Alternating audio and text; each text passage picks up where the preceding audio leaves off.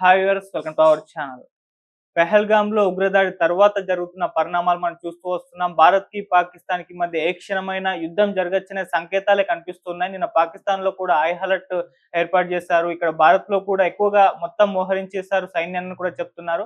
మరి యుద్ధం వచ్చే సంకేతాలు కనిపిస్తున్నాయా? యుద్ధం వస్తే దాని తర్వాత పరిణామాలు ఏ విధంగా ఉంటాయి? సో దీనికి సంబంధించి వివరాలను అందజేయడానికి ప్రెజెంట్ మనతో పాటు ప్రముఖ పొలిటికల్ అనలిస్ట్ త్రిపునేని చిట్టిబాబు గారు ఉన్నారు. వారితో ఒకసారి మాట్లాడి తెలుసుకునే ప్రయత్నం అయితే చేద్దాం. సార్ నమస్కారం సార్. నమస్తే. సార్, ఉగ్రదాడి తర్వాత జరుగుతున్న పరిణామాలు చూస్తున్నాం. భారత్ ధీటైన సమాధానం అటు పాకిస్తాన్‌కి చెప్తుంది. సైన్యాన్ని మోహరించడం, అటు ఆర్థికంగా, వాణిజ్యపరంగా ఏ విధంగా పాకిస్తాన్ దెబ్బ కొట్టాలో అటువంటి నిర్ణయాలు తీసుకోవడం చూస్తున్నాం. మరి ఇదే యుద్ధం రాబోతుందన్న సంకేతాలు కనిపిస్తున్నాయా సార్? వచ్చే అవకాశాలు ఉన్నాయా సార్? యుద్ధం అనేది నెక్స్ట్ ఆప్షన్ అమ్మ. హ్మ్.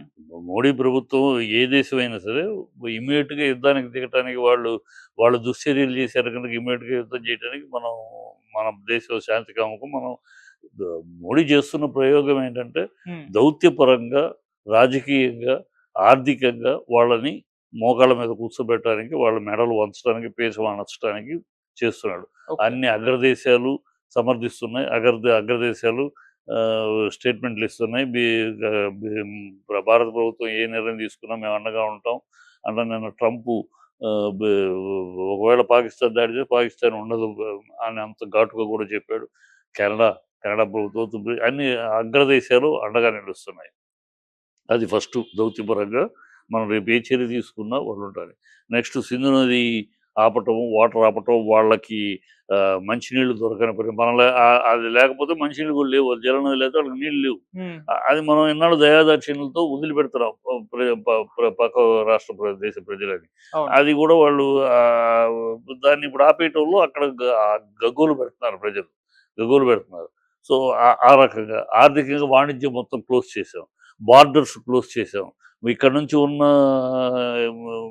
పాకిస్తానీని వెళ్ళిపోమంటున్నాం, వెళ్ళిపోతున్నారు. అక్కడేమో ఇక్కడ నుంచి పాకిస్తానీలు అక్కడికి వెళ్తే అక్కడ వాళ్ళు గేట్లు తెరవట్లా, అక్కడే ఉంటున్నారు. సో వాళ్ళు అన్ని రకాలుగా అష్టదిగ్బంధనం చేసి వాళ్ళని మోకాళ్ళ మీద దిగొచ్చేలాగా చేస్తున్నాం. వాళ్ళ మోకాళ్ళ మీద దిగొచ్చి రావడం అంటే ఏంటి? గొడవ ఏంటి నీకు నాకు? ఆక్యుపైడ్ కాశ్మీర్ రామరాష్ట్రంలో మహానుభావుడు నెహ్రూ గారి దౌర్భాగ్య చర్యల వల్ల, నిర్ణయాల వల్ల అది ఇప్పటికి రావడం కష్టం కాదు. దాన్ని మనకు అప్పచెప్పాలి. ఇది గతంలో 2 సార్లు అవకాశం వచ్చినా మన ప్రభుత్వం చేయలే. ఈ ప్రభుత్వం కాదు, కాంగ్రెస్ ప్రభుత్వం ఇందిరాగాంధీ పీరియడ్లో బంగ్లాదేశ్ వార్ అప్పుడు 1,20,000 మంది సైనికులు, పాకిస్తాన్ సైనికులు మన దగ్గర మోకరిల్లితే అప్పుడు ఆ టైంలో వాళ్ళని విడుదల చేయాలంటే పాకిస్తాన్ ఆక్యుపైడ్ కాశ్మీర్ వదిలేయండి అంటే ఆనాడు నోరు మూసుకుని వదిలేసేది. కానీ ఆనాడు ఇందిరాగాంధీ ఎంతైనా వాళ్ళు నిజమైన హిందువులు కాదు కదా, డూప్లికేట్ హిందువులు, డూప్లికేట్ భారతీయులు. అందువల్ల ఆ లక్షణంతో ఫ్రీగా వదిలేశారు. ఏ కండిషన్ లేకుండా అన్కండిషనల్గా 1,00,000 మంది సైనికులు వదిలేశారు. ఆ సైనికులు వదిలేయటం, మన సైనికులు 50 మంది అక్కడ చిక్కుంటే వాళ్ళు ఎప్పటికి రాలా.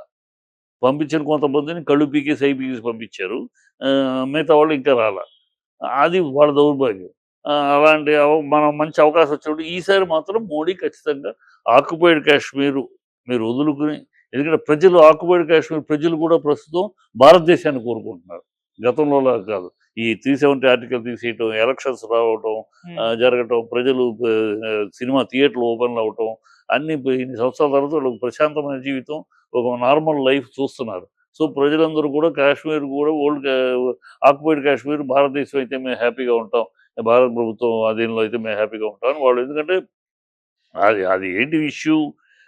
ఆక్యుపైడ్ కాశ్మీర్ అనేది చైనా వాడికి కావాలి కనుక వీళ్ళు చైనా దగ్గర సంక్రాంతుతూ చైనా దగ్గర అప్పులు తీసుకుంటూ బతికేస్తున్నారు పాకిస్తాన్. వాడికి ఎందుకు కావాలి ఆక్యుపైడ్ కాశ్మీర్? వాడు ఎకనామిక్ కారిడార్ కడుతున్నాడు, ఎక్స్పాన్షన్. వాడి భారతదేశ ఎక్స్పాన్షన్కి ఎకనామిక్ కారిడార్ కడుతున్నాడు. ఆ ఎకనామిక్ కారిడార్ మార్గంలో మన ఆక్యుపైడ్ కాశ్మీర్ ఉంది. సో అది మన చేతికి వచ్చేస్తే వాడి ఎకనామిక్ కారిడార్, వాడి ఎక్స్పాన్షన్, వాడి ఆధిపత్యం సాధించాలన్నది ఆగిపోతుంది. అందుకని వాడు పాకిస్తాన్ సమర్థించుకుంటున్నాడు దీనికోసం. పాకిస్తాన్ ఇదే సాగ్గా వాళ్ళ దగ్గర అప్పులు తీసుకుంటూ, అది పాకిస్తాన్ ఒక దౌర్భాగ్యమైన, దుర్మార్గమైన, నీచ నికృష్ట దేశం. అది అడుక్కు తినే దేశం. అది రోగ్ కంట్రీ. అది టెర్రరిస్టుల ఫ్యాక్టరీ అది. ఉమ్, దానికి నీచం, సిగ్గు, శరం, నీచం, ఈచం ఏం ఉండదు అది. దానికి ఎంతసేపు ప్రజలు కష్టపడుతున్నారు, ప్రజల గురించి ఆలోచించడం కన్నా అక్కడ పాల ప్యాకెట్ రూ. 140. పిల్లలు బ్రెడ్ ప్యాకెట్ రూ. 80.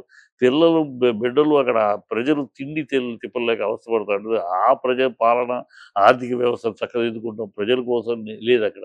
వాళ్ళు ఎంతసేపు కాశ్మీర్ చూపించి, ఇండియాని చూపించి కాలం గడిపేస్తా ఉంటారు. అది మిలిటరీ ప్రభుత్వం అయినా, ఉమ్, ప్రజాప్రభుత్వం అయినా దౌర్భాగ్యులండి.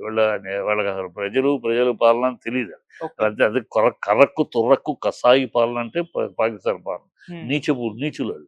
వాళ్ళు అలాగే బిహేవ్ చేస్తే వాళ్ళకి మామూలుగా చెబితే ఎలుక తోక తెచ్చి ఏడాది ఉతికినా నలుపు నలుపేగా నెరుపు కదని వాళ్ళకి ఎన్నిసార్లు బుద్ధి చెప్పినా, ఎన్నిసార్లు కార్గిల్ అవ్వతం కూడా ఎన్నిసార్లు చెప్పపెట్టేసినా మళ్ళీ అదే మొదలు. అది దౌర్భాగ్యాలు. వాళ్ళకి ఈసారి ఖచ్చితంగా ఎందుకంటే అందుకనే మోడీ స్ట్రైట్ అవే సర్జికల్ స్ట్రైక్ లాగా కాకుండా మొత్తం ఇలా దౌత్యపరంగా వాడిని అన్ని అష్టదిగ్బంధనం చేసి అప్పటికీ వాడు దారికి రాలేదు. అప్పటికీ పాకిస్తాన్ మోకరిల్లలేదు. అప్పటికి పాకిస్తాన్ ఇలాగే మూర్ఖంగా మొండిగా ప్రవర్తిస్తే అప్పుడు దాడి జరుగుద్ది. ఉమ్, దాడి అంటూ జరిగితే, యుద్ధం అంటూ జరిగితే పాకిస్తాన్ అనే దేశం ఈ ప్రపంచ పటంలో ఉండదు. ఆ స్థాయికే ఉంటుంది. ఓకే. అది అది జరుగుద్ది. అది వాళ్ళ బుద్ధి, జ్ఞానం ఉంటే వాళ్ళ ప్రజల మీద వాళ్ళకి ఏమన్నా కామన్ సెన్స్ ఉంటే వాళ్ళు బుద్ధిగా మాకెందుకయ్యా మా దేశాన్నే మేము పరిపాలించుకోలేకపోతే ఉన్న దేశాన్నే కాపాడుకోలేకపోతున్నాం. ప్రజలకు తిండి పెట్టలేకపోతున్నాం. మాది మేము చూసుకుంటాం. మీ కాశ్మీర్ మీరు తీసేసుకోండి అని బుద్ధి వచ్చిస్తే ప్రశాంతంగా ఉంది. వాళ్ళకి ఆ బుద్ధి రాకపోతే నాకు అనుమానం వాళ్ళకి బుద్ధి రాదు. వాళ్ళంతే. ఆళ్ళ చిల్లర బ్యాచ్ అది రోగ్ కంట్రీ.